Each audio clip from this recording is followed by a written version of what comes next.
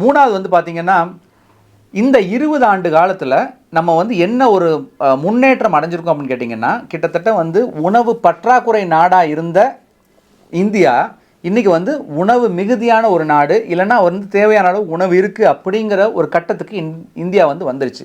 அது ஒரு மிகப்பெரிய முன்னேற்றம்.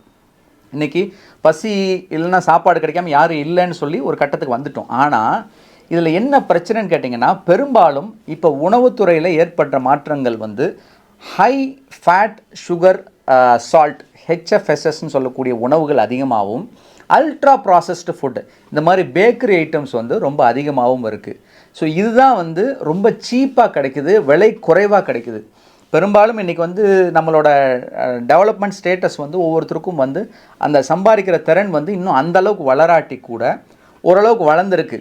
ஆனால் என்னதுங்க, அவங்க அஃபோர்ட் பண்ணக்கூடியது, அவங்க செலவு பண்ணி வாங்கக்கூடியது எந்த மாதிரி உணவுகள்னு பார்த்திங்கன்னா அன்ஹெல்த்தி. நான் சொல்கிற மாதிரி இந்த அதிக சால்ட்டு சர்க்கரை கொழுப்பு இருக்கிற உணவோ இல்லை வந்து அல்ட்ரா ப்ராசஸ்ட் ஃபுட்டோ தான் அதிகமாக அவங்க எடுத்துக்கிறாங்க. இதனால் உடல் பருமன் அதிகமாகுது.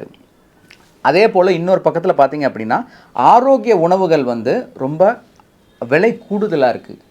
ஸோ இதுக்கு வந்து சில விஷயங்கள் வந்து நிறைய இதுலேருந்து சஜஸ்ட் பண்ணியிருக்காங்க. என்னென்னா, இந்த அல்ட்ரா ப்ராசஸ்டு ஃபுட்டு இதுக்கெல்லாம் வந்து டாக்ஸேஷன் அதிகப்படுத்துங்க.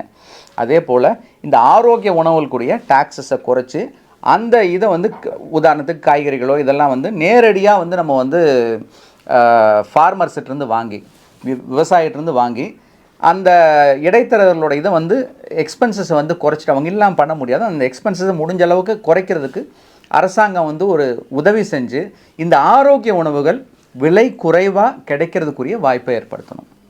அப்போ தான் மக்கள் வந்து அதை வாங்கி சாப்பிட முடியும். இல்லைன்னா என்னதுங்க, அதை வாங்கி சாப்பிட்றதுக்குரிய வாய்ப்புகள் ரொம்ப குறைஞ்சிடும். ஸோ அல்ட்ரா ப்ராசஸ் ஃபுட்டும் ஹை சுகர் ஃபுட்டையும் குறைக்கணும், ஆரோக்கிய உணவுகளை அதிகப்படுத்தணும், அந்த செலவீனங்களை கண்ட்ரோல் பண்ணுறது ஒரு மிக முக்கியமான ஒரு விஷயமா இருக்குது. இது வந்து மூணாவது விஷயம்.